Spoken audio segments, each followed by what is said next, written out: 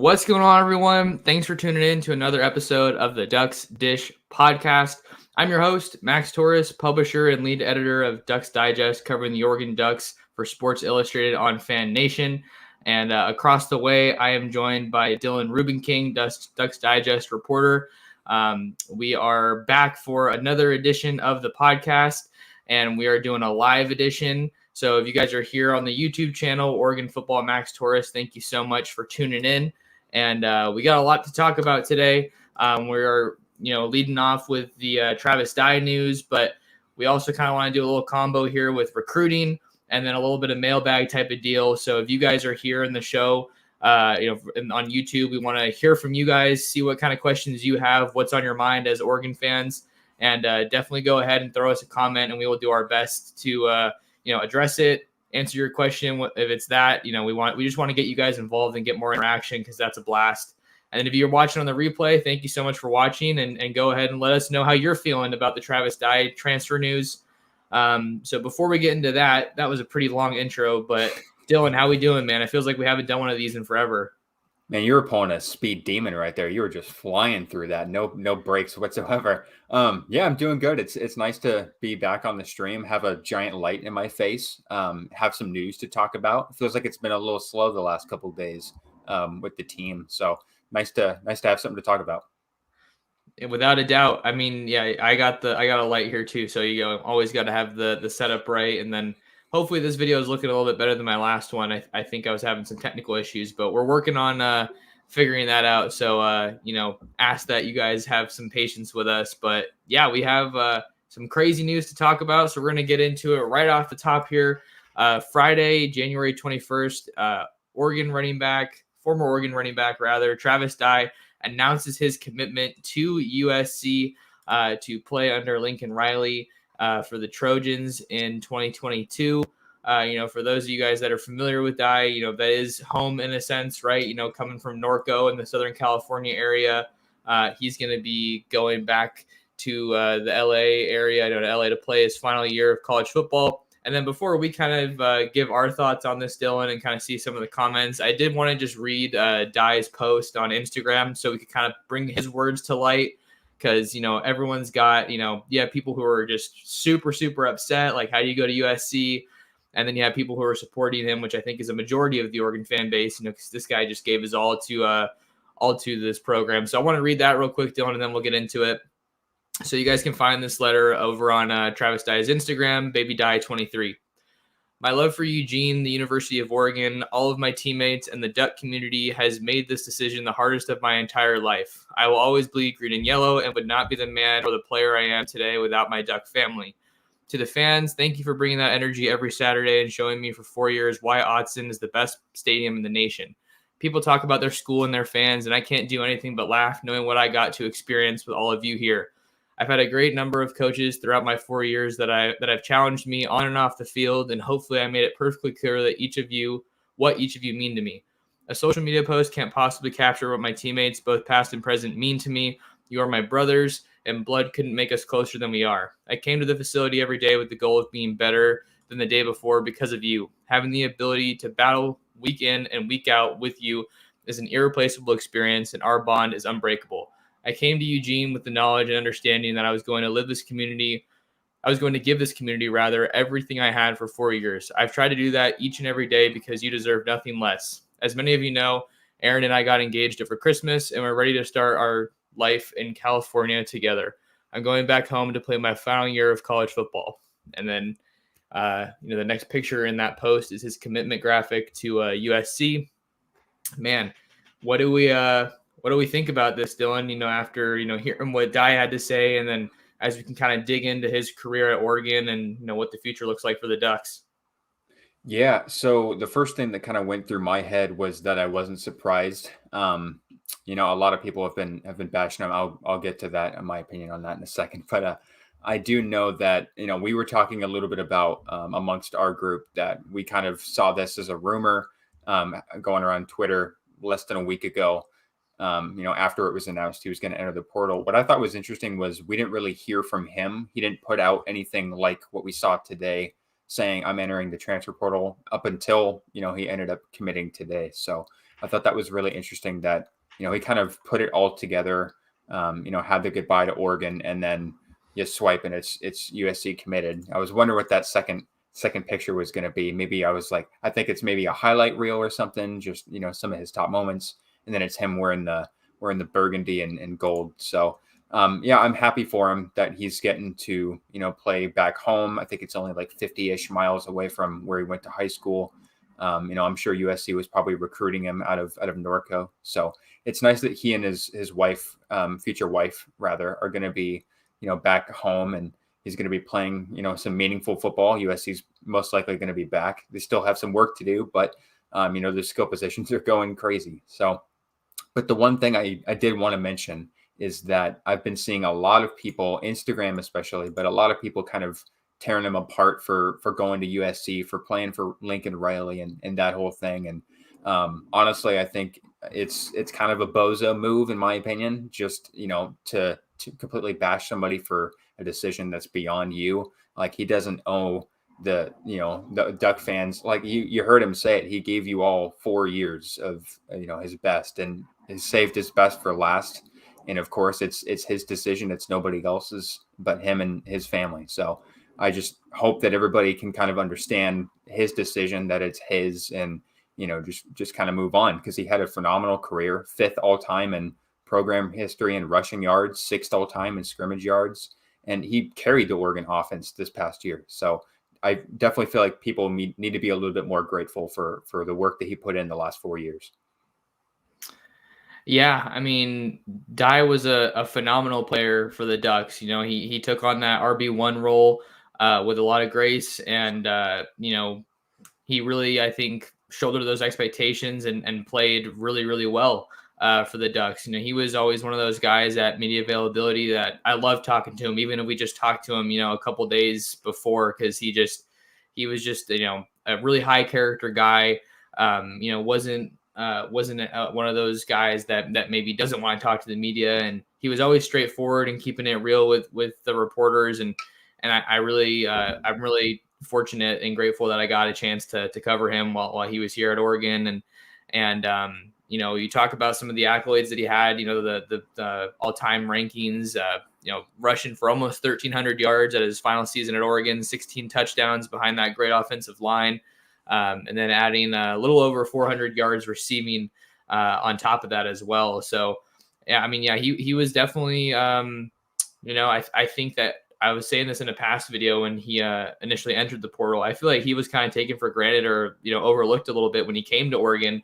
And I fell into that same camp. You got a guy in 2018 class, on the smaller size for a running back, but we've kind of seen a mixture of all different kind of running backs at Oregon, right? You look at, guys like Royce Freeman, Kenyon Barner, then you have DeAnthony Thomas, and then you have Byron Cardwell, just a bunch of different body types. But I thought that Dye was just a tremendous player for Oregon, and he always gave his all. And, I mean, people will say what they want about about his willingness to wear gloves, but I think he only had a couple fumbles, while he was here, but I'm going to miss watching him for sure. Oh yeah. And, his ability to be, such a threat as a receiver as well. You saw that this year. But I always felt like anytime he had the ball in his hands, good things happened. I've written that for a while, and I've punched that home for a while about Travis Dye. And I do remember, the first Oregon game I ever attended was against Cal in 2019. And I know that's kind of crazy for someone that covers the Ducks. My first game was only 2 years ago, but I remember he fumbled, I think twice, lost 2 fumbles in that first half. And it just seemed like people were kind of done with him. And then the rest of that year, he was very reliable. Obviously, Verdell ran away with the RB1 job that year. He was dominant that year. 2020, it was a mixed bag because Verdell got hurt and Dye had to step in. And it just didn't really seem like that run game after the first couple of weeks was, as much of a threat as it was. But this year, you just saw Travis Dye do it all. I mean, and I think the word that best describes his play is intensity. Like, he just plays with this aggression, this intensity, like, I'm going to run through you and I'm going to score kind of thing. You saw that there were a number of times where after he scored, he would just let out a scream. You could just feel, he wanted the touchdown. He wanted to win so badly. So yeah, USC is getting a great one, but I still think that Oregon, is going to have some guys who, can produce. I have all the faith in Byron Cardwell. I have faith in Seven McGee. If they choose to keep him at running back, I wonder, maybe what he does next year. And then I have faith in Sean Dollars. Hopefully he's healthy and they get to throw him out there a little bit as well. All right, kind of what I want to do now, while we're talking about Dye, I want to talk about USC real quick because, year one of Lincoln Riley has obviously got a lot of people's attention. Ducks and Trojans aren't scheduled to meet on the field next year in 2022. That is, unless they both end up making it to the conference championship game. But in the era of the transfer portal and, recruiting is obviously in full effect now that we're, in the off season. USC has just been going crazy in the transfer portal, tons of big additions, obviously Dye is the most recent one coming today on Friday, but they just got Austin Jones yesterday, the Stanford transfer running back, which was kind of crazy because I think when we saw Austin Jones commit, I think a lot of people, myself included, were kind of wondering, okay, is this maybe indicative of Dye coming back or Verdell coming back potentially? Maybe the staff feels good about a 2022 recruit that we just don't know yet, but we can get into that later. But yeah, 2 backs in 2 days. And, Jones was a really highly rated recruit and kind of had mixed success, I guess, at Stanford. But I thought he was a really good prospect. And then you got Latrell McCutcheon, corner out of Oklahoma. Brendan Rice earlier this week from Colorado, who, there's some Oregon connection there because a lot of Duck fans were kind of optimistic or at least curious about him coming out to Oregon. And then Mario Williams from Oklahoma. So we're seeing a lot of transfer guys from Oklahoma, obviously following Riley to Los Angeles. And then Terrell Bynum from Washington. I think that was one that was a little surprising as well. Just because we're seeing these new rules that you can, play right away if it's your first transfer, right? And then we're tons of movement within the conference. Yeah, I think the interconference movement is definitely interesting. Just with all those guys that have come from Pac-12 schools to USC specifically, and Oregon's even gotten a couple. Taimani and Christian Gonzalez. But you look at USC. I mean, Travis Dye, you mentioned Austin Jones, Brendan Rice, Mekhi Blackman, a corner from Colorado. Terrell Bynum as well. And it was kind of scary a little bit at first, like with the direction of USC, right? Because Clay Helton got fired and then, they weren't sure what was going to happen with Dante Williams as their interim and people start decommitting. Like that whole class is scathed, Keaton Slovis and Jackson Dart entered the transfer portal. And then they come out and they hire Lincoln Riley out of nowhere. And it's like, okay, then now they're cooking with fire. Obviously, you can recruit all the offensive playmakers you want. You still have to kind of build in the trenches. You have to, get those guys on defense as well. And they have some highly touted guys on defense that they've been recruiting, but, there's still a lot of pieces left. So I wouldn't go writing them up as a Pac-12 favorite. Obviously, the offense looks to be good. Caleb Williams is probably on his way to Southern California, I would guess. I heard it was down between USC and LSU. So my money's on USC there. But USC, I like the versatility that some of those guys have. You have Travis Dye, a guy that can catch out of the backfield. Brendan Rice is a deep threat. Terrell Bynum is a guy that you can use all over the field. Austin Jones, I feel like, is probably more of like a third down back, kind of short yardage back. So they have some guys that have versatility. Like they're not just getting receivers just to have receivers. Like they're probably going to have a plan for them. But the next move is obviously going to be quarterback and offensive line. Even though that offensive line last year for USC was really underrated, very, very good. I believe they're going to be graduating some guys up front. So I would imagine they're probably going to add some more people through the transfer portal up front. And then got to think Caleb Williams is coming soon too. Yeah, I think a lot of people were surprised or are surprised rather that Caleb Williams hasn't made the announcement just yet.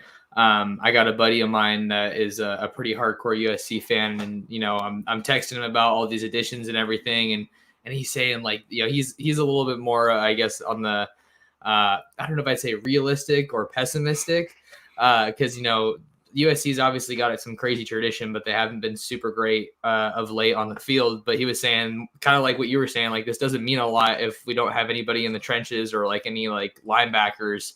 So we'll have to see what USC looks like. I'm kind of in wait and see mode as well myself. I think that, I said this when Riley got hired, great hire for them, and they're really poised for success with him being such an elite recruiter.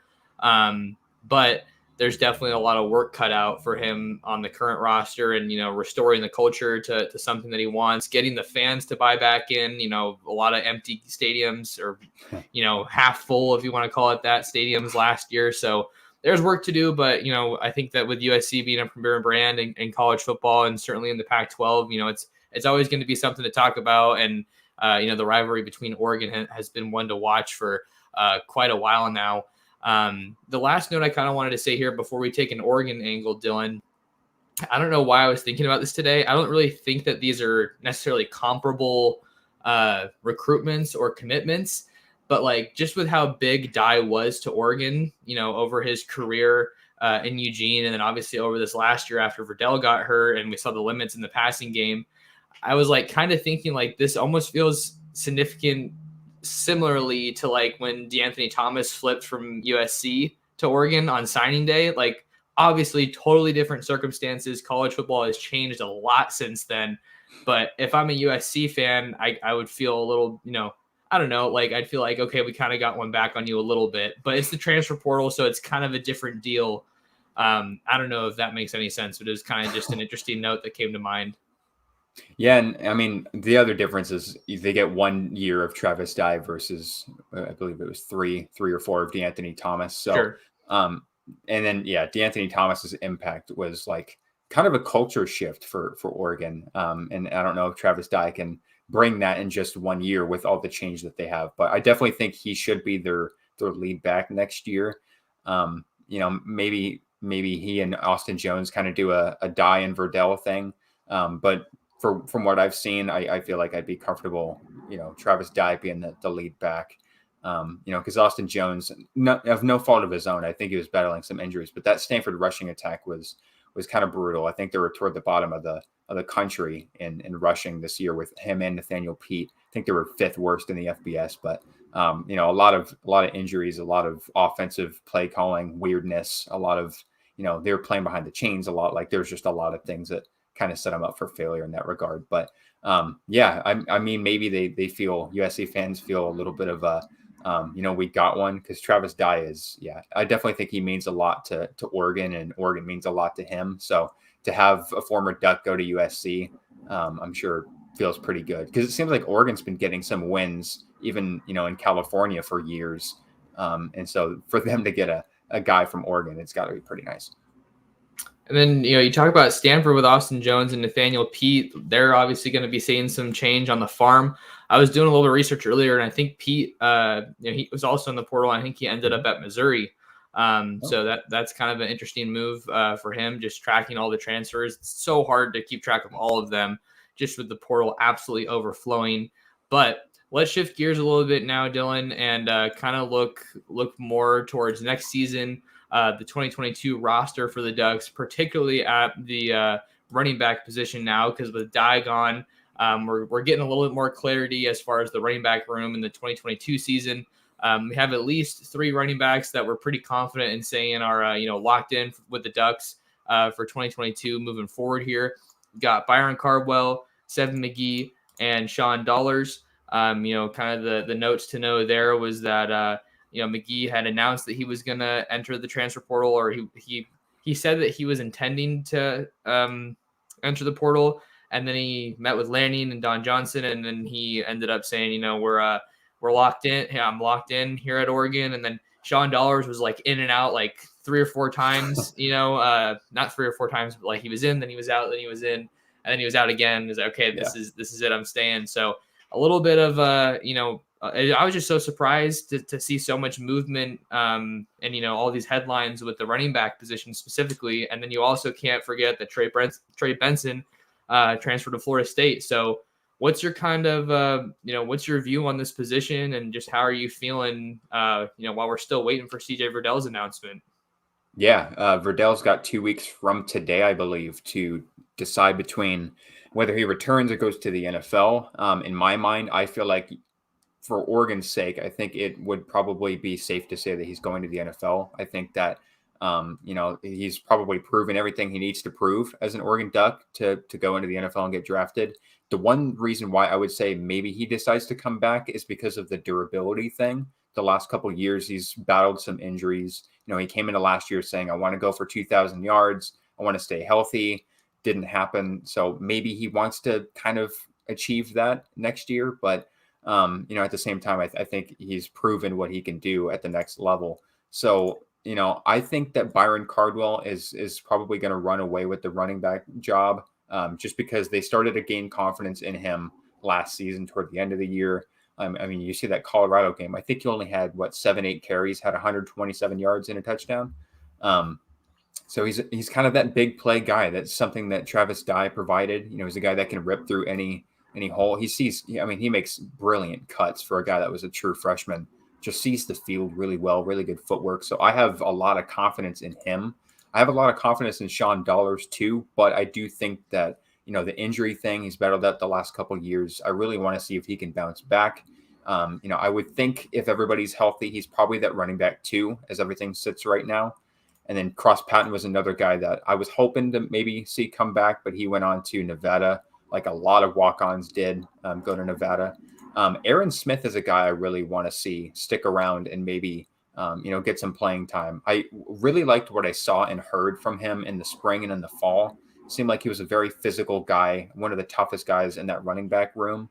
And I believe he's a walk-on, correct? Mm-hmm. Yeah. So, you kind of know he's probably not going to get a lot of touches early on.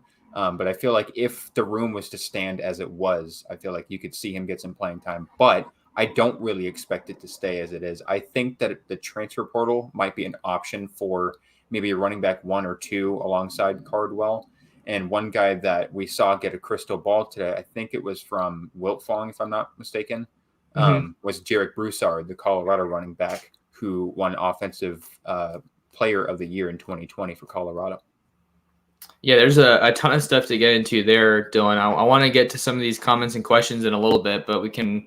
I wanted to have a chance for us to both kind of say what was initially on our minds, reacting to the news and having some time to process it. But yeah, Broussard was awesome as a true freshman, and last year it was kind of a different story for him in Colorado. So I think that he's certainly an intriguing option for Oregon. Especially when you look at his body of work in Boulder and the offensive line that he was working with. You got to think that Oregon's looking pretty appealing for him as a potential destination. I don't have any personal intel on that, so this is kind of all just what I'm thinking through my head, going through my head after seeing that crystal ball. I know that was a big piece of news that was circling over Duck Twitter and in the Oregon community, but Ducks have their entire offensive line except for George Moore returning. And then they still have to figure out the quarterback position. So I wonder how that maybe factors in for Broussard at all. Going into a kind of totally new quarterback situation. You can potentially, if Nix does get the job, then you're going to be playing with a guy who's experienced, or you could, in a sense, be rolling the dice. If Thompson ends up winning the job, or Butterfield, both of whom haven't had any starting experience for Oregon. So there's a lot of possibilities there, but yeah, kind of going into what you were talking about with some of the other backs, I do feel like Cardwell is probably the guy that makes the most sense right now to get some pretty big playing time. But Seven did flash a lot last year. But the thing that makes it a little bit complicated with him is that because of all the attrition that we've seen at the wide receiver spot, the staff could see that he's better suited to play some receiver, or even if he's moving back and forth between there. That's where I think that they do ultimately need to add another back, whether it be in the high school ranks or the transfer portal. We actually did have someone tweeted at us a question real quick that I kind of wanted to hit on because I feel like it's along these lines, Dylan. I know you sent it to me right before we started. Question from John Truman. Thanks for the question. Max, does Oregon need another experienced running back, or if Verdell comes back, we will be fine? I will take your answer on the air. So John, hopefully you're tuned in watching. Thanks for the question. I think it's a very reasonable question. I think that if Verdell does come back, I think that you could still go for a running back, but you feel a lot better about taking a high school guy because you don't need him to contribute kind of right away type of a deal. It's really interesting to kind of think about Verdell's situation now because on the one hand, since Dye's gone now, I think, if you're an Oregon fan, you kind of want him to come back just because you want a guy who's been here, what you're going to get with him. And especially when you're, breaking in a new quarterback, I mean, having a great offensive line and a good running back is kind of your best friend type of a deal. Have someone is going to block his butt off for you. Verdell really has done a tremendous job with that. And he's been pretty good out of the backfield as well, catching the ball. But I don't know if you're Verdell, we haven't really heard from him like all year, pretty much. He's kind of been radio silent since his injury. And I wonder kind of how confidently he would step into the NFL draft or come back here just because he's gotten so banged up and you don't see a lot of running backs going super high in the draft. So it's just kind of a tough deal here because, you come back and just the running back position is a position that naturally you take a lot of hits and you're going to get banged up throughout the season. His body's been through a lot. So I don't know. He's kind of one of those guys that has definitely become one of the faces of the program. But, because of COVID and everything, he still has, another opportunity to come back for another year. Yeah, and I think that, an ACL injury is super hard to come back from. And so, I mean, it was, what was that, early October, that Stanford game? Mm-hmm. Yeah. So, you're looking at about, I don't know if he would probably be ready for the spring because that's only, 6 months. So you might not even see him at the beginning of the year if he comes back because I feel like the normal recovery is like 8 to 10 months for a torn ACL. So I'd probably say you could see him in fall camp, but I wouldn't be 100% sure. So that's why I think getting an experienced running back would help, especially when your first game is against Georgia. I feel like having an experienced running back that you can rely on that won't be coming off of that injury, will be practicing with the team, with the ones. I feel like that's a safe bet. High school, I agree with you. I'm not sure if that's necessarily a priority just because the talent pool in 2022 is not as deep, especially with, signing day being only a couple weeks away. So I really think that a transfer portal addition would be key. And I think Broussard's probably a top priority. Another guy I thought would be a nice fit is Buffalo running back Dylan McDuffie. Had over 1,000 yards and 11 touchdowns over for Buffalo. Only 1 year as kind of a starter, but I feel like that's another guy who, could kind of fit that mold as a starter with experience. All right. Yeah, that's a good name to keep an eye on. I hadn't even heard of him until you mentioned him now, so I got a little bit of research of my own to do. Do want to get to some of these comments and questions before we kind of shift, to some more visitors that are coming and want to talk about the big recruiting weekend for the Ducks. So this question and comment comes from Christopher. Thanks for your words here on the show. Christopher says, with the transfer portal in full swing, is there any need to bring in more running backs since we already have Dollars, Cardwell, Seven, and the stud coming in from Georgia? So the first thing I kind of just wanted to say there, I mean, that is one of the reported visitors kind of for this weekend. A lot of people have kind of heard about him throughout the day. But I'm assuming that Christopher is talking about Jordan James, the running back currently committed to Georgia. He is from Oakland High School out in Tennessee. I just wanted to stress that, it was reported that he was visiting this weekend, but I haven't been able to confirm that. I got his phone number, but didn't hear back from him. So maybe he's already on the visit, spending time with the coaches and everything. But I don't know. I think a lot of this really hinges on Verdell coming back, right? And then what we see on the recruiting trail, maybe if they do end up taking a younger back like James, for example, I think kind of how I feel like is if you take a guy from the prep ranks, Dylan, then you're probably confident that Verdell's coming back to a degree, is kind of what I'm saying. Maybe I'm reading into that too much, but if Verdell doesn't come back, I think you kind of want to add a little bit more of a veteran presence there. And then you see a Broussard or someone else maybe come in from the portal that is maybe, a little bit more suited to contribute right away because, they have that experience. But I don't know. It's kind of an interesting balance to juggle here because you don't see a ton of running backs contributing as true freshmen all the time. But at the same time, I don't know how much experience should be a prerequisite for a position like running back versus like quarterback or corner. Because I know that's another thing we're maybe going to talk about a little bit later. Yeah, or offensive line, especially when, like I said, your first game's against Georgia and all those insane athletes on their defense. I think if you're Oregon, the one thing that kind of scares you a little bit is the fact that Verdell's deadline is 2 days after the signing day, National Signing Day, because I think Verdell's is the 4th and then National Signing Day is the 2nd, if I have my dates correct. And so I feel like the 2022 running back class, like I said, there was not as much talent. Jordan James has kind of been sticking around because he committed, well, it was almost a year ago, I think March of 2021. And he's been taking visits elsewhere. Kind of a speedster, 5'10", 205. I like the body build, kind of the same as Travis Dye coming in, a little heavier though, kind of like what Dye is now. And so I feel like if you bring in, a running back in 2022, you flip, Jordan James, like I said, and like you said, I think that, you kind of have some faith in Verdell coming back. But at the same time, it's like it's getting really close. I feel like you would have liked to have had Verdell's decision done now that Dye's committed. I really feel like they're banking on Verdell coming back just because it's getting so close, and those deadlines are just 2 days apart. But I don't think that running back is necessarily a priority for the high school ranks for this class. I feel like with the talent coming next year, though, for 2023, I would like to see them go after one of those guys. And it's an interesting point you mentioned about Verdell, and as far as the deadline goes, Oregon might be in a position if it really is that close for Verdell. I mean, you got to kind of think the fact that he hasn't announced one way or another yet that he's kind of torn on what he wants to do. I mean, it doesn't seem like it's a decision he's going to make lightly.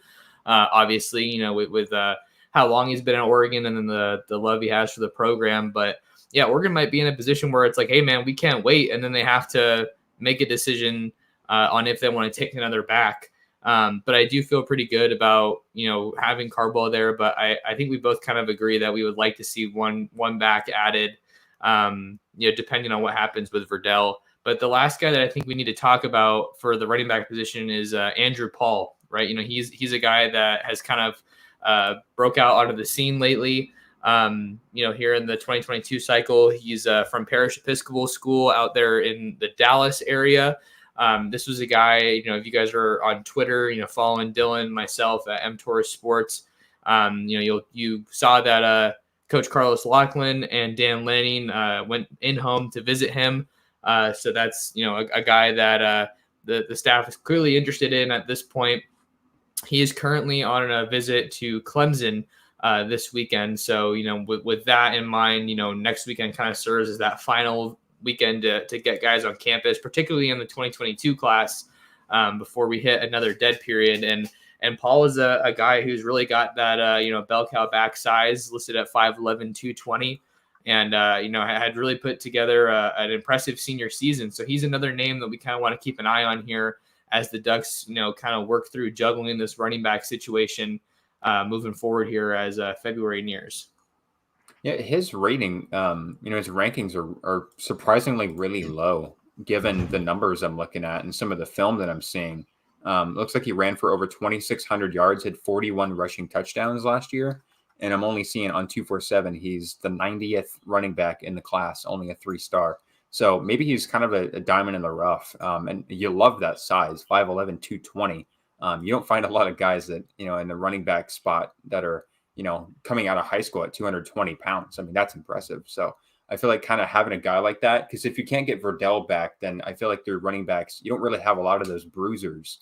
Haven't really seen Cardwell. Maybe he puts on some weight. Sean Dollars, maybe he's been putting on some weight, but, kind of a little bit smaller guys, more Travis Dye kind of guys that can, make cuts and make people miss and can fly. But, I feel like you kind of need that third down, fourth down conversion kind of guy, like a Cyrus Habibi-Likio of sorts. So I feel like Andrew Paul would be a really good one. But, for his ranking, he's getting a lot of really good really big programs coming after him. Looks like he has offers from Notre Dame, took a visit to Michigan. You talked about Clemson, UW's going after him. So, there's no shortage of teams interested, but I definitely think that he's kind of an underrated guy. Yeah, I'd say I'm a big fan as well. I mean, it seems like he fits that physical brand of football. Not to say that the other guys on Oregon's roster don't per se, but I think the only guy that you're really confident kind of fits that mold is Byron Cardwell. But it would help to add a guy like Paul to bring more of his senior season into light here. I'm looking at his stats right now, and it says 2,824 yards. I'm assuming that's rushing. 9.7 yards per carry and 44 touchdowns. So I don't know. I mean, I read a stat line like that and I'm like, that's got to be total offense, right? But I mean, he says he has the yards and the yards per carry, all next to each other. But either way, a very impressive season. He's out in Dallas. I've talked about that area, numerous times on the podcast after getting to go out to DeSoto in the fall. He's playing really good schools, good competition. So I think that this is a guy that I'd like to see, Oregon definitely get in on, but we're seeing, a little bit more clarity. We talked about Broussard potentially, and then Paul and Jordan James as some names to watch here at running back as we kind of, maybe wrap up our discussion of the running back position. There was one more question I wanted to get to, but did you have something that you wanted to say there, Dylan? I just feel like getting back into Texas is really important. I know that Dan Lanning and Lachlan and I think a couple of the other coaches made some stops in Texas. Because now Oregon doesn't have any signees or verbal pledges for 2022 in Texas after they had quite a few back in the summer, and then they moved on after the Cristobal departure. So getting somebody from that state for this class, I think, is really important. Absolutely, yeah, got to be really important to get into Texas. Got another question here on the topic of running backs from Mikey G. Thanks for the question. Mikey G has tuned into a lot of these shows, so always nice to see names that we recognize coming back to tune in. He says, should we be worried that 3 running backs have hit the portal, 2 backed out in the last month? Seems strange. It might be a good time to mention that I'm a little worried about Lachlan as the running back coach hire. I mean, yeah, I agree on the basis of it being strange. I was kind of saying that earlier in the show, how it was kind of surprising that there was so much news around one position. And I think that just this offseason already, it's kind of crazy because Oregon has always had a running back problem, but not like this in the sense of you have so many talented guys. How do you distribute all of those touches? But now they're potentially in a position where it's like, okay, we have guys that we're confident with, but they don't have a huge body of work just yet. Sean Dollars has been here longer, but Cardwell has the most established body of work out of the bunch so far. And then you're in this position of having to wait for Verdell, potentially going into the portal to get a guy that maybe can contribute now. So it's really a tough dynamic to manage, I think, just from a roster perspective. But I don't think that this makes me worried about Lachlan per se. I mean, I think it's too early to judge that right now. Obviously he's got to build a relationship with the guys on the roster, and I'm sure he's had conversations with all of them. But the dude's working his tail off on the recruiting trail. I mean, if you follow him on Twitter, he was in like 5 or 6 different schools in Florida, the other day. So he's going all over the place. I saw he stopped at IMG, which was really a huge school out there in Florida. Obviously, everyone knows about them. But then another point I just kind of wanted to add, and I'm not trying to infer this about Lachlan, but I think a reason you see some of these, transfers or people entering the portal is, a new coaching. It's not uncommon to see this in a new coaching staff, right? They're going to come in, they're going to make their own opinion about the roster, and they want to have guys on the roster as much as you can that kind of fit their vision for the program. And the reality is, some guys hitting the portal, I mean, I guess all of them really, they're not quote unquote Lanning's guys, like, right? They weren't recruited by this current staff. So I'm not saying that's the case with all of these guys hitting the portal, but I do think that it's a point that's worthwhile in this discussion, just that you kind of just see this at schools in general. When a new coach comes in, you see quite a bit of movement in the portal. Well, and I think something that a lot of Oregon fans learned through this process, and with guys like Seven McGee hitting the portal and then Sean Dollars hitting the portal and then coming back, is that when you enter the transfer portal, it's not, I'm done with that program anymore. Like that window is still open. It's not a done deal. And really the only way for them to kind of learn, maybe if Oregon's not the place for me, maybe if there's something else, should something, maybe I'm not, a priority here, or I don't see my fit here with this coaching staff or something like that. The only way for them to really explore that is if they enter the transfer portal. And so you kind of see that with, with Sean Dollars and Seven McGee, like they hit the portal just to kind of see who else might be interested and then what other coaching staffs might hit them up. And then if they feel confident enough to return, then, that says a lot about not just their commitment to the program, but what the coaching staff has done to convince them to come back. And I think that's one thing with Dan Lanning and Don Johnson that I've been really impressed with, is that they've brought those guys back after they entered the portal. Right on. Well, I think we want to hit on, some more recruiting points here. We're probably looking to go about an hour today, so that's about 8 p.m. out here on the West Coast. So we wanted to shift a little bit to talking about some of the visitors. I have, a visitor list story up on Ducks Digest. It's a free read that you can go read about now and kind of check out some of the names who are expected in Eugene this weekend. Like we said, 2 more weekends here before the February signing period, and the Ducks definitely have some big names. The one that I want to start off talking about is 2022 cornerback Jalen Davis Robinson out of Waxahachie High School out in Texas. He's here for an official visit, and I've talked to him. I just had a write up on the full update with him, and kind of had quotes about what he was saying about Oregon in his recruitment yesterday. But I think that the Ducks are in a great spot with him right now. He's a guy that is still on the market because this is only his second year playing defense. And that was kind of a cool little tidbit that I was able to learn. But he's got that track speed, man, 10.5 around there in the 100 meters. I want to say that that's not the most important thing right now, but when you're looking at, all the skill talent that Lincoln Riley is bringing to USC, and, I think a cool lens to view this landing hire in the landing era is, landing versus Riley, defense for offense versus defense kind of a deal. And, cornerback's definitely a position of need right now with DJ James heading to Auburn and Mikael Wright heading off to the draft. Yeah, and I really liked what I got to see from his film. I got to watch a little bit of Jalen Davis Robinson, and you definitely see him use that speed. He's not a guy that's just flying out there into the wind. Like, he uses his feet and his speed really, really well for a guy that's only been playing on defense for a couple years. He plays very aggressive. I think that was one thing that he told you was he compared his game to Jalen Ramsey because he plays aggressive, and you see that when you watch that film. You really like his size, 6 foot 180. He's got really good hands. He played receiver before that, right? Mm-hmm. Yeah, that's what you usually see with defensive backs. Yeah. Right. So yeah, I mean, you like his hands, you like his footwork. I really have seen kind of an uptick, it seems like, in some of these guys who have played corner, but they also play receiver. Like that seems like a really good way to develop a guy, whether he goes one way or the other. I feel like those skills translate.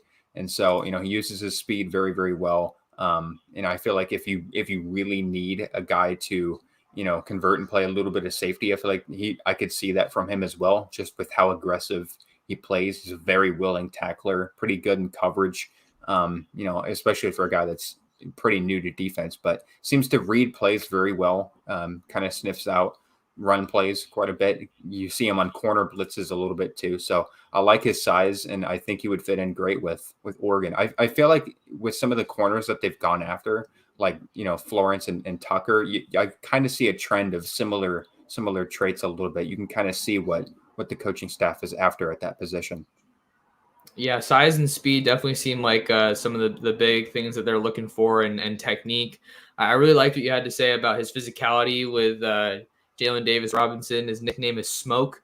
His dad nicknamed him that, which is kind of a cool little detail. And then just to wrap up talking about him a little bit, some of the other schools that are involved with him right now. He just took an official visit to Boston College last weekend, and then he just got offered by the University of Houston this week.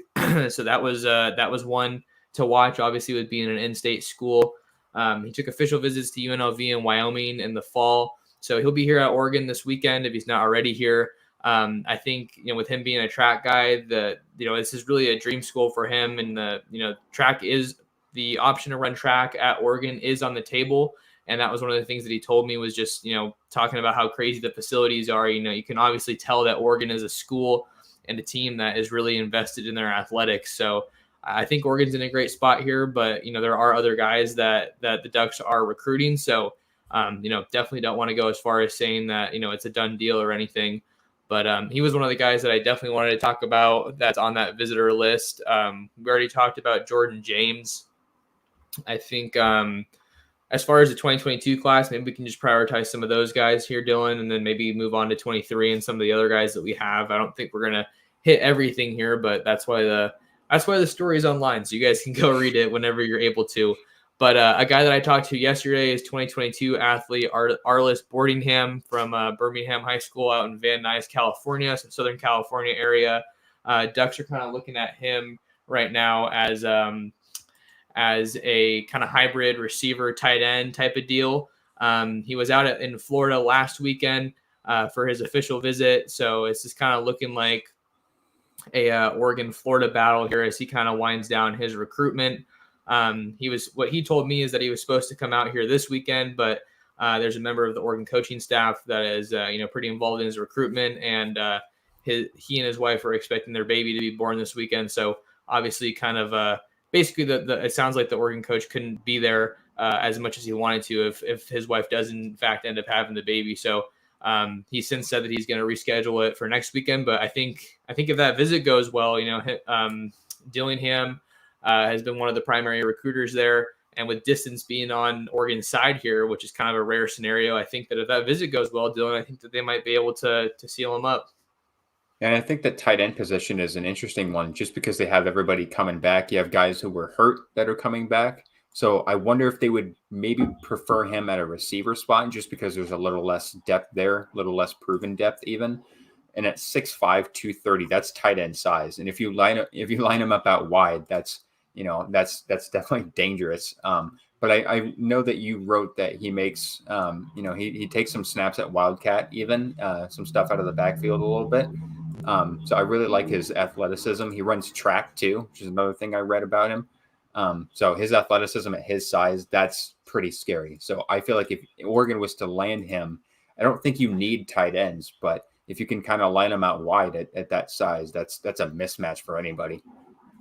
That was the point I was going to hit on a little bit, Dylan, because the Ducks lost Andre Dollar late or kind of at the last minute in the early signing period when he flipped to Washington State, which is kind of just wild to see. I mean, I talked to him and he was pretty locked in, but that was a long time ago and under the old coaching staff. So I agree with you. I don't think that tight end's a need right now, but they do need wide receivers. And, with a guy like this, it's, I don't know. It's like, are you looking at like a Juwan Johnson kind of situation, a guy who was a bigger receiver at the college level and then ended up being converted to kind of a full-time tight end. But I think that he's definitely someone that's pretty interesting for the Ducks to look at here.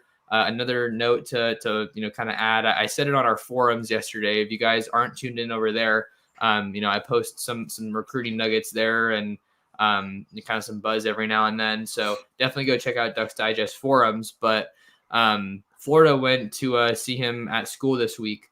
So, they had him on campus last weekend and then they flew their staff out to, one of their staff members to go see him. So that's obviously pretty big. And it shows you how much, Florida is really pushing in this recruitment.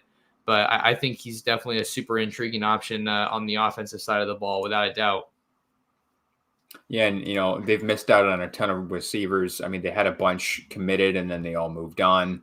And you got Devin Williams, who was that super tall target, move on as well, go to the NFL. So I feel like if you can get that, that big, really strong, guy that you can move around anywhere, it sounds like, and he's got that speed at that size, that's a win. But, Florida, I thought that was interesting that it sounds like it's between Oregon and Florida based on, his location from Van Nuys, California. Kind of surprised not to see, a USC out there because, it looks like I think Michael Trigg and Brew McCoy were both in the transfer portal last I saw. So I kind of thought maybe they'd go for a little bit of a bigger, more physical receiver or a tight end, and just because of that movement. No doubt. Well, kind of wanted to keep going here on talking about some more guys, and I don't know why I wasn't putting highlights up here. So let me get some highlights of our next guy up here. Bear with me here. We're going to be talking about Jaden Rashada, 2023 quarterback from Pittsburgh High School out in Pittsburgh, California. So that's Northern California for those unfamiliar. He's one of the top quarterbacks in the country. Watching his highlights here, he is ranked the number 5 quarterback, I believe, in the 2023 class by 247 Sports. He was a guy that was on campus to visit Oregon for a game in the 2021 season. Ducks ended up offering him under the old staff. So I wonder if, it's still a situation where it's like he needs to be reoffered technically, but clearly with him being back on campus this weekend, there's a mutual interest from both parties, and it's an unofficial visit. So, he's flying out on his own dime. I think with him, he really, he presents a great opportunity for this class because he can really do it all as a quarterback. He's mobile. He's got the deep ball. He can make all the throws. But, when you're looking at a recruiting class, you kind of want to get those quarterbacks early, right, Dylan? Because then you can kind of build your class around them. Sell the possibility of, hey, like if you're talking to a receiver, you want to be catching touchdown passes from Rashada here. He's going to be our guy.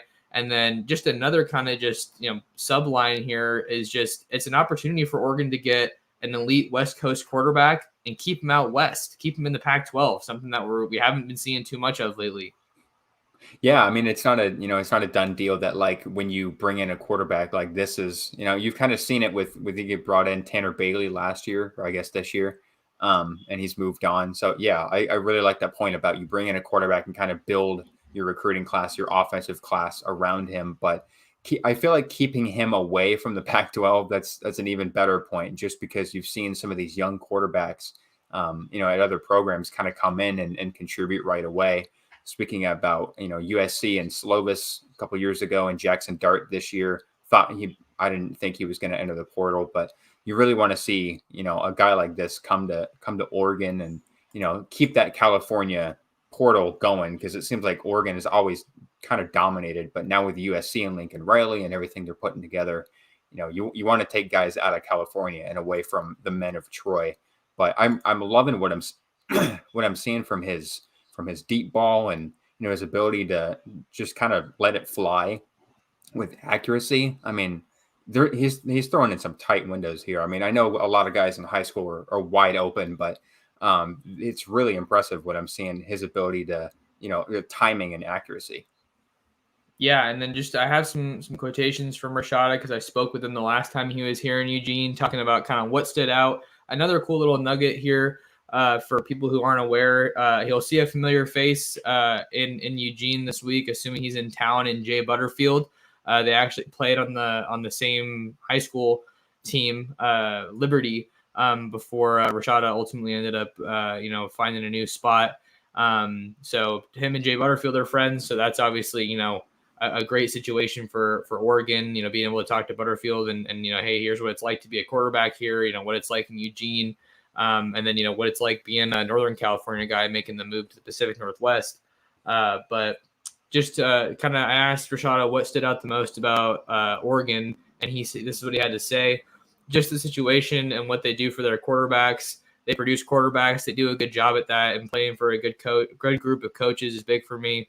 And then he wanted to talk a little bit more about Cristobal and Moorhead, but obviously those guys aren't here yet. So I think this is anymore rather. I think this is a good opportunity for Oregon because it's the staff can show him that he's still a priority, and it's good for him to meet the new staff. Kenny Dillingham obviously is a guy he's going to be working closely with as the new OC and quarterbacks coach. So this is definitely someone that I think Oregon needs to prioritize here. But the state of California is pretty good with quarterbacks in the 2023 class. Well, if in heaven forbid, if something were to happen down the line with Ty Thompson and Butterfield and they get injured, or there's movement in the transfer portal or something like that, you kind of have this guy, or really any quarterback in that class that you can, my goodness, that you can you can rely on, and you know that you have him in your back pocket. But yeah, this guy, I mean, I'm looking at him; he can make a lot of throws. All right. Well, I have one more guy I wanted to talk about rather. on this podcast, and then we can go ahead and maybe see if there's any more guys that we want to talk about. So let me see if I can get it up here on the screen, get his highlights up here. That is, if you can see on my screen, 2023 Juniper Serra High School cornerback Roderick Pleasant, coming out of the Los Angeles area. I think this is a big visit for the Ducks, for a variety of reasons. I think that defensive backs definitely a need for the Ducks in 2023. Obviously we talked about corner and how, there just aren't a lot of like really proven guys for Oregon right now, with Triquez Bridges and Dante Manning. They both showed flashes last year, but I think that, defensive back and with, how much passing we're seeing in college football, I think you really got to try to get elite defensive backs, and Pleasant is definitely one of the best out there on the West Coast. And I think that when I think about Juniper Serra, you'll think back to LV Bunkley Shelton. He's a wide receiver at Arizona State. He's a guy that, the Ducks were really in on for a long time during his recruitment, but that's just a name that comes to mind when I think of this school. And then with Pleasant, I think about Demetrius Martin, Coach Meat, and, his connections out in the LA area and all up and down the West Coast. I think that, this is a guy that, Martin can really prioritize early in the cycle and get things started off on the right foot, because I think it's been a while since Pleasant's been in Eugene. Coach Meat. God, I love that. I love that nickname. When I started seeing Colorado guys calling him that on Twitter, I was like, what? But yeah, I love it. And I think Juniper, how do you say it? Junipero? I think it's Junipero. They just say Jay Serra out there. So maybe that's easier.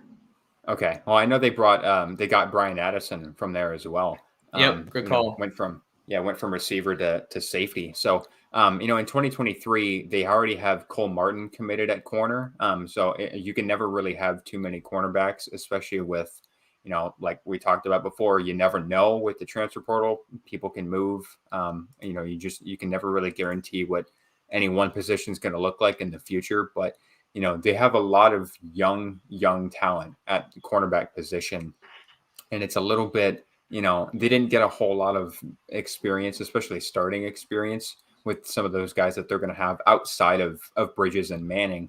You're looking at guys like Jalen Davies, got a little bit more playing time than some of the other guys. Avante Dickerson's another one I kind of wanted to see a little bit more. And then Darren Barkins was a guy that I was hearing a lot of really good things about in the spring and in the fall, and I hope to see some improvement of next year.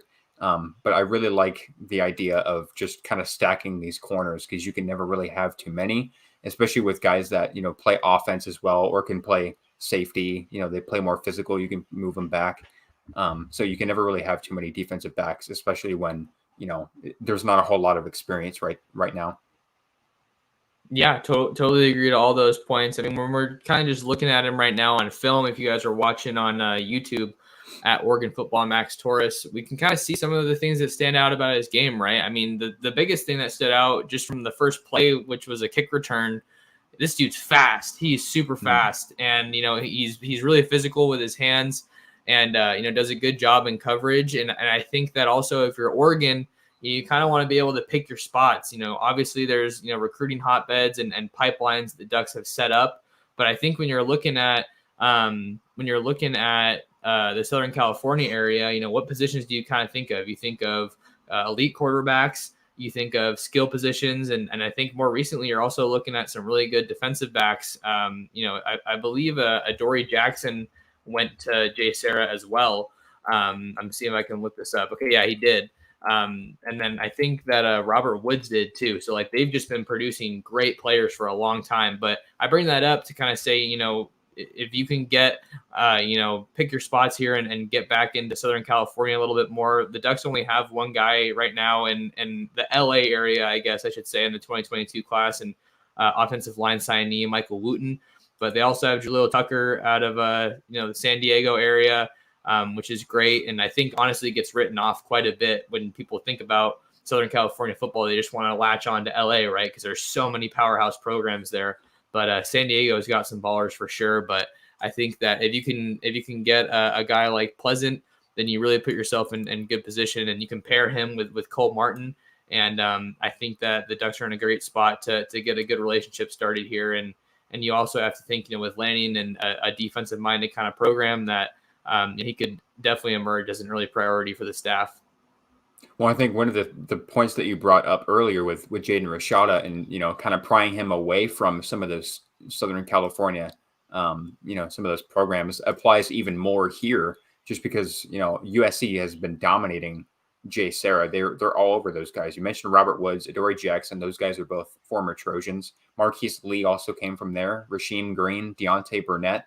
They just get everybody from there, and they produce those guys from there. So I believe I saw that USC had offered, and they were pretty hot on his trail. So if they can pry him away from USC, particularly, that would be huge, because like it's they're kind of up against something there where they have proven development from guys from that school specifically, and have turned them to the league, and they've been very, very solid pros. So it's kind of hard to go against that, but definitely there's a lot of room for a guy like Pleasant to compete at cornerback. Absolutely. And, we didn't get to talk about everybody on the visitor list. That's why you guys should definitely go check out some of the names that we have listed coming to Eugene for a visit this weekend over on Ducks Digest. But before we get out of here, Dylan, are there any kind of just closing thoughts here about, your thoughts on, if you want to add anything about Dye? I know that's obviously the biggest news of the day, or Oregon recruiting in 2022. It's kind of crazy because you have to toe the line here looking at, finishing the 2022 class as strong as you can, but you got to maintain some spots, and you got to manage your scholarship numbers heading into 23. So there's just a ton of stuff going on here, and it's not even football season anymore. Yeah, it's just over, and it feels like we're in this it's like a whole new season. It's like free agency now, where you're just seeing so much movement. But the one thing I will mention is, if you're tuning in late, make sure to go back and hear my rant about people that are trashing Travis Dye. But no, I think another guy that I really want to see Oregon prioritize for 2023 is Jaden Wayne, to get him out of the grips of some of those West Coast, particularly Washington. They've been all over him since, last year, really. I talked to him last year. He was very, very high in Oregon. Sounds like he still is. Just visited there again. So I'm very excited to see if they can, prioritize him and bring him in, just because they missed out on Cyrus Moss for 22. I was kind of hoping they would get that, really fast hybrid outside linebacker defensive end guy. I think Jaden Wayne would be a guy that they could build around for the future, because I think he told me like they want him to be the next, Kayvon. They can kind of move him at that spot. Obviously, he was talking to Tim DeRuyter and Ken Wilson and guys like that are no longer there, but I still feel like what you've seen from Dan Lanning's defense and, and Polige's defenses and Tosh Lupoy's defenses, like they've always got really dominant guys coming off the edge. And I think that he could be the next guy at Oregon to kind of fill that role.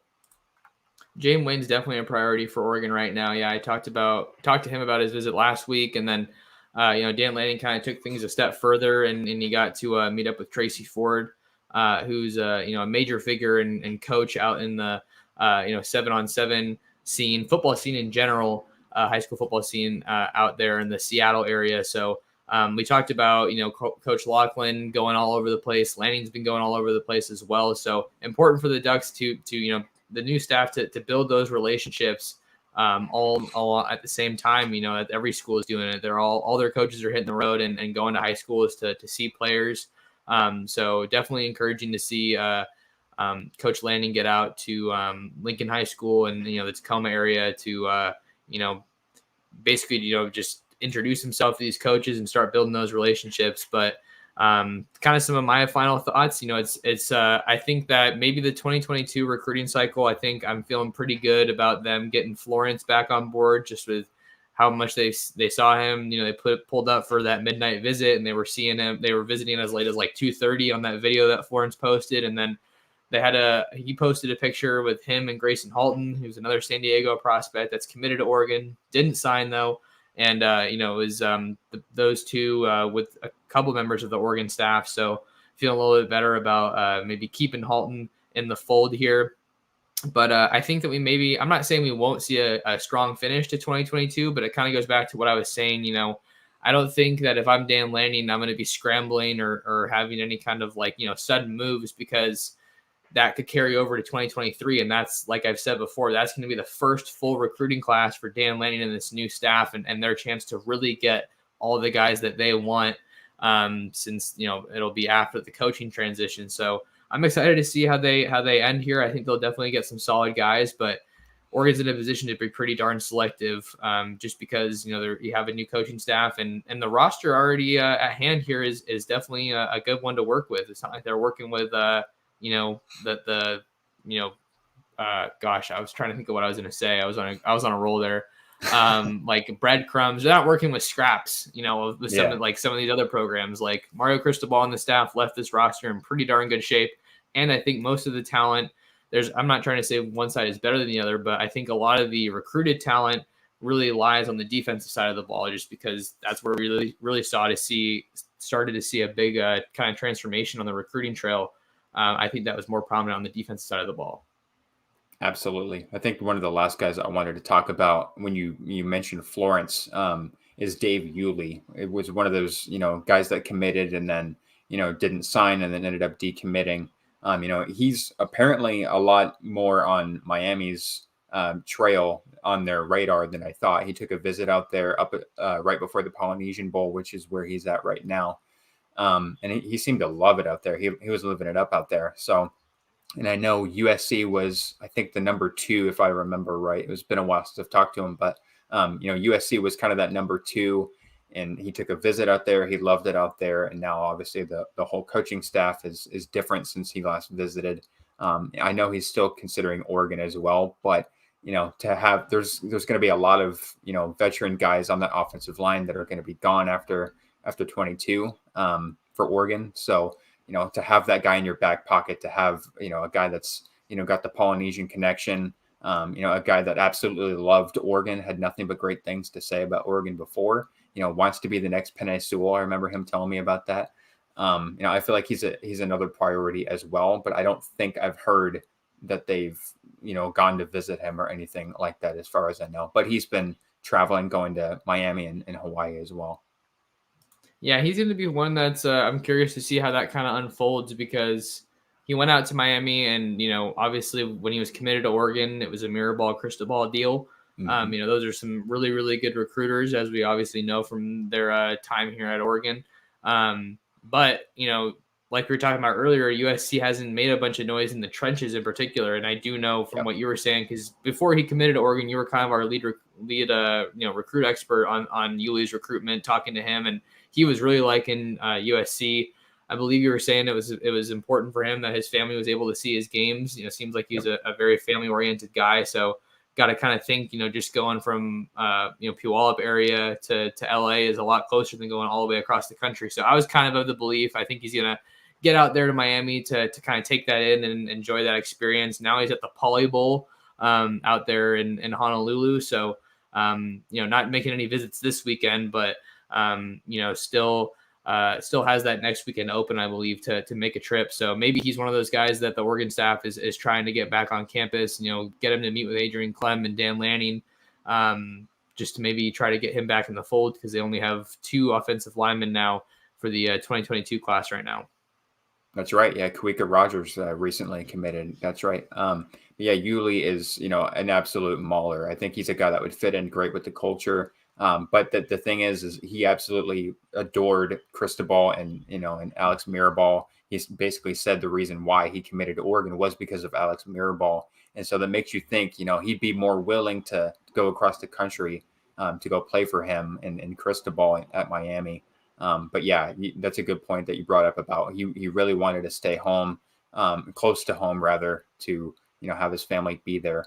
But I mean, when you just have that connection, that relationship with those coaches, and that they can develop you and and promise you everything that you want, that's hard to beat. But I definitely say the top 3 for him would be USC, Miami, and Oregon. But I'm unfortunately feeling like Oregon's kind of fallen out of touch with him a little bit.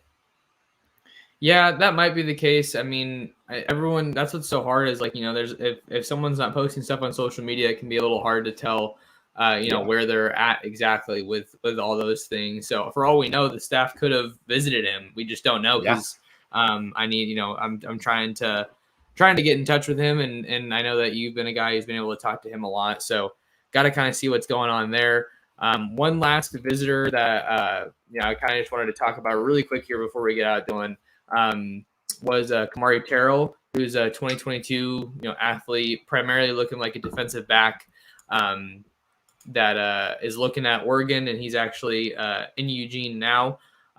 So we can share my screen here and just see some pictures here of him on his visit.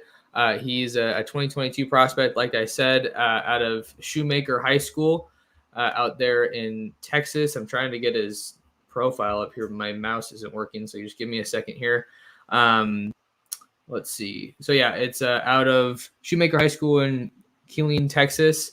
Kind of some of the other schools that are involved right now. It looks like Baylor, Clemson, and Florida, even SC as well. So definitely a big visitor for Oregon, seeing that they're looking for a cornerback to add in this 2022 class.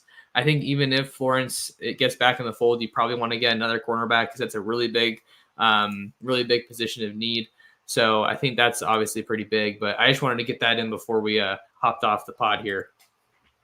Yeah, I like his size too, 6'1", 180. I was looking at a little bit. It looks like it's between Oregon and Baylor. That Texas connection is definitely big. But like I talked about earlier, it's really important to get back some of those guys in Texas because they had so many and then they all left, and it's just that's one of those states that's just a hotbed for talent. And Terrell looks like he's nothing short of a super talented corner. Right on. All right. Well, I think that'll do it for this episode of the Ducks podcast. Where can people find more of you, Dylan, and all your work? Yeah, so you can find me on Twitter at DRK Sports News. Follow me over there. I finally hit 7,400 followers. Feels like it's been a long time coming from 7,300 to 7,400. But I appreciate everybody that's been following along. I post football stuff, basketball stuff, try to get a little bit into recruiting as well. And then follow everybody at Ducks Digest as well. I'm sure you'll plug where everybody can follow along with the site, but anybody that's got Ducks Digest on their name, make sure to give them a follow. Absolutely. If you guys want to find more of me, you can follow me on Twitter at the name right there on your screen. Oh, I even pointed to the right spot. Max Torres at M Torres Sports. At M Torres Sports is the username. If you guys are watching on YouTube, thank you so much for watching. Go ahead and hit that subscribe button for me, please. Only takes a second out of your day, and it's completely free and is a tremendous help to what we're doing here covering the Ducks. And then if you want to find more Oregon Ducks content, you can find us at ducksdigest.com, covering the Ducks for SI. And then you can also find us on Facebook, Instagram, and Twitter at Ducks Digest, covering hoops, football, recruiting. We got it all going on over there. And also check out Ducks Digest forums because we're looking to grow the community and bring all that great discussion between the awesome Oregon fans that are following all the content. But that'll do it for this one, guys. Really appreciate you tuning in. Thanks to Dylan for some awesome discussion tonight. Everybody take care, and we'll see you in the next episode.